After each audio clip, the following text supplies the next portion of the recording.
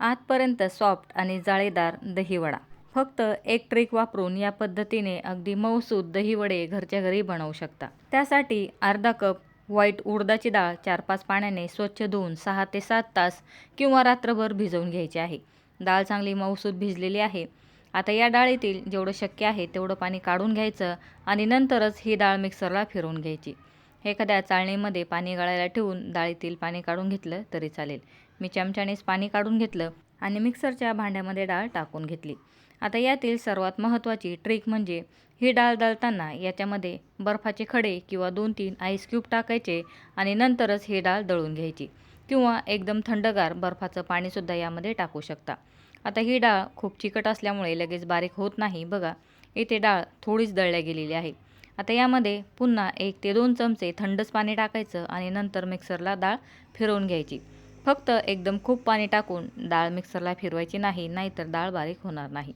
आणि डाळ बघा एकदम मऊसूत अशी बारीक झालेली आहे. त्याचबरोबर डाळीचा कलर थोडासा जास्त व्हाईट झालेला आहे. आता एखाद्या बाउलमध्ये ही डाळ काढून घ्यायची आणि फक्त 2 मिनटं एकाच डायरेक्शनमध्ये डाळीला फेटून घ्यायचं. आणि बघत असाल डाळ फेटायला सुरुवात केली, लगेच डाळीचा कलर थोडासा व्हाईट दिसायला लागलेला आहे. डाळ फेटताना याच्यामध्ये पाणी वगैरे काहीच घालायचं नाही. फक्त डाळ एकाच डायरेक्शनमध्ये फिरवून घ्यायची. 2 मिनटं डाळ फिरवल्यानंतर बघा डाळ फुलून डाळीचा कलर व्हाईट होऊन एखाद्या फेस पॅक किंवा क्रीमप्रमाणे डाळीचं टेक्स्चर दिसत आहे. वाटीमध्ये पाणी घेऊन त्याच्यावरती थोडीशी डाळीचं पीठ टाकून बघायचं आणि जर पीठ पाण्यावरती तरंगायला लागलं की समजायचं इथे आपलं पीठ परफेक्ट फेटून झालेलं आहे. मी 2-3 मिनटं हे पीठ वाटीमध्येच ठेवलं तरीसुद्धा पीठ पाण्यावरतीच तरंगत होतं. पीठ फेटून झालेलं आहे. आता याच्यामध्ये अर्धा चमचा जिरं, अगदी चिमूटभर हिंग आणि अर्धा इंच आल्याचा तुकडा यामध्ये किसून टाकायचा आहे. चवीनुसार मीठ टाकायचं. 1 हिरवी मिरची बारीक बारीक कापून टाकायची आणि मिक्स करून घ्यायचं. आणि बघा याची एकदम छोटी छोटी भजी तेलामध्ये काढून घ्यायची. आवडत असेल तर मोठीसुद्धा काढू शकता, मात्र छोटीच भजी व्यवस्थित तेलामध्ये तळली जातात. हाताने जमत नसेल तर चमच्याने या पद्धतीने तेलामध्ये पीठ टाकायचं.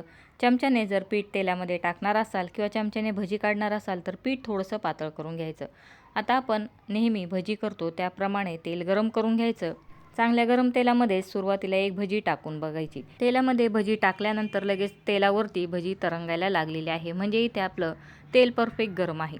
लगेच बाकीची भजीसुद्धा तोडून घ्यायची. भजी काढण्यासाठी किंवा बनवण्यासाठी थोडासा पसरट पॅन घ्यायचा आणि भजी छोटी छोटीच काढून घ्यायची.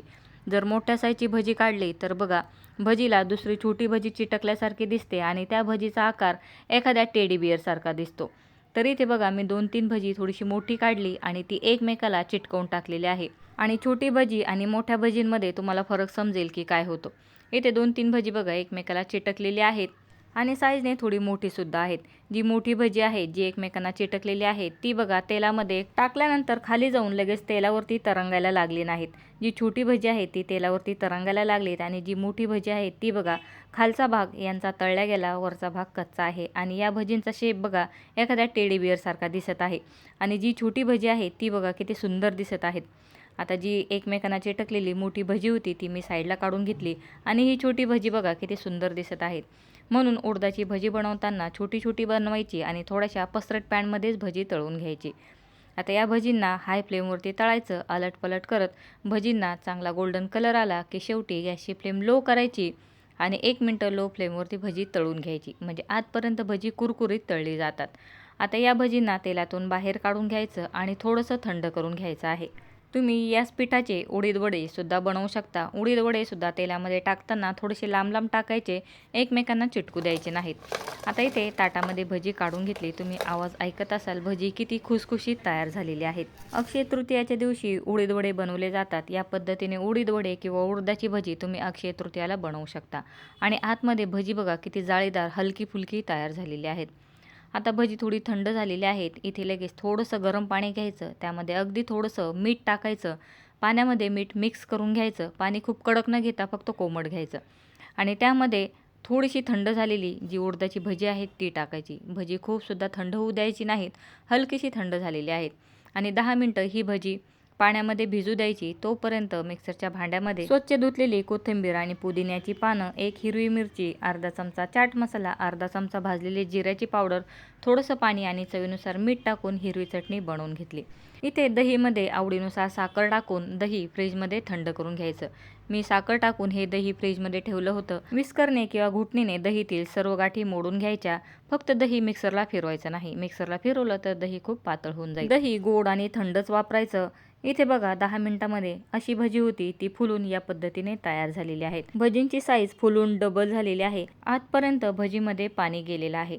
जर भजी व्यवस्थित तळल्या गेलेली नसेल, आतमध्ये जाळी पडलेली नसेल तर भजींच्या आतमध्ये पाणी सुद्धा जात नाही.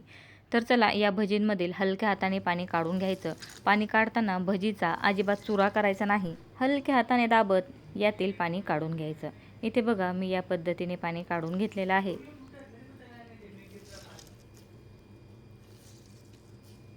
एका ताटामध्ये पाणी काढून घेतलेले उडीद वडे किंवा उडदाची भजी ठेवायची. त्यावरती थंडगार दही टाकायचं. तयार केलेली हिरवी चटणी टाकायची आणि गोड चटणीसुद्धा टाकून घ्यायची. मी ते अर्धा तास चिंच भिजवून घेतली. नंतर मिक्सरला दळून गाळून घेतली. जेवढी चिंच आहे त्याच्या 3 पट गूळ घेऊन त्यामध्ये अर्धा ग्लास पाणी, चवीनुसार मीठ टाकून 5 ते 7 मिनटं गॅसवरती ते पाणी उकळून घेतलं आणि थंड करून घेतलं आणि गोड चटणी तयार झाली. मी फक्त गोड चटणीची रेसिपी इथे दाखवली नाही. वड्यांवरती थंडगार दही, हिरवी चटणी, गोड चटणी, लाल मिरची पावडर, थोडासा चाट मसाला, बारीक कापलेली कोथिंबीर टाकायची आणि थंडगार दही वडे इथे तयार आहेत. दही वडे बघा आतपर्यंत एकदम सॉफ्ट आणि जाळीदार तयार झालेले आहेत. दुसऱ्या भांड्यामध्ये सुद्धा पाणी काढून घेतलेले उडीद वडे, त्याच्यावरती थंडगार दही, हिरवी चटणी, गोड चटणी, लाल मिरची पावडर, थोडासा चाट मसाला, बारीक कापलेली कोथिंबीर टाकायची आणि दही वडे एन्जॉय करायचे. अक्षय तृतीयाच्या दिवशी बघा मोठ्या प्रमाणात मठमुगाचे किंवा मुगाचे फक्त किंवा उडदाचे भजे बनवलेले असतात. त्याचे तुम्ही या पद्धतीने दही वडे खाऊ शकता. ते सुद्धा दही वडे खूप छान लागतात. अक्षय तृतीयासाठी मुगाची भजी, मुगाची भजी आणि फक्त उडदाची भजी याचा व्हिडिओसुद्धा आपल्या चॅनलवरती पोस्ट केलेला आहे. डिस्क्रिप्शन बॉक्समध्ये त्याचीसुद्धा लिंक दिलेली आहे. बराच वेळेस घरामध्ये ढोकळा किंवा वडापावबरोबर आलेली गोड चटणी, हिरवी चटणी असते. त्यावेळेससुद्धा तुम्ही या पद्धतीने झटपट उडीद वडे ट्राय करू शकता. फक्त थंडगार दही आणि उडीद वडेच तुम्हाला बनवायचे असतात.